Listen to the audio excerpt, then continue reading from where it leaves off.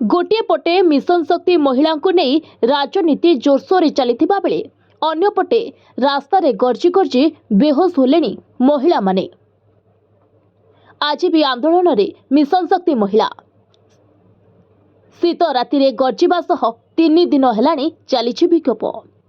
Mission शक्ति अधीन रे 6टी क्याडर रे काम करुथिबा सीआरपी, एमबीके, प्राणी मित्र, कृषि मित्र, बैंक मित्र, एलएसपी माने 9 मासर बकेया दरमा दाबी रे लोयर पीएमजी रे धारणा रे बसी रहिछंती।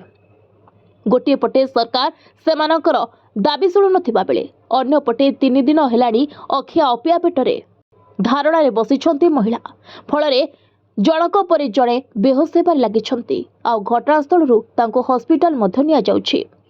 पुलिस सबु स्थितिर समीक्षा मध्य करुछि। तेबे सरकार दाबी न मानिबा जाए धारणा स्थल उठिबु नाही बोली महिला कर्मचारी माने चेतावनी भी दैछंती।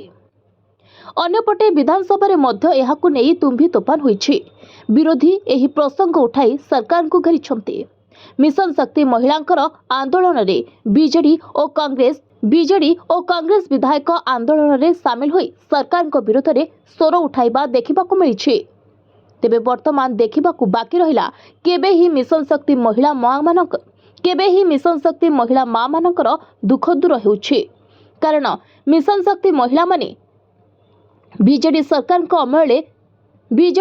को समय रे ऋण करी स्कूटी किनिथिले आउ एबे दरमा न मिलिबा कारणरू सेही स्कूटी रो ऋण पाई बैंक एबे नाली आखि देखाउछि।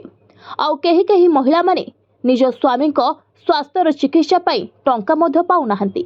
तेणु तुरंत 9 मासर बकेया टंका देबा पाई एबे महिला माने दाबी करिसंती।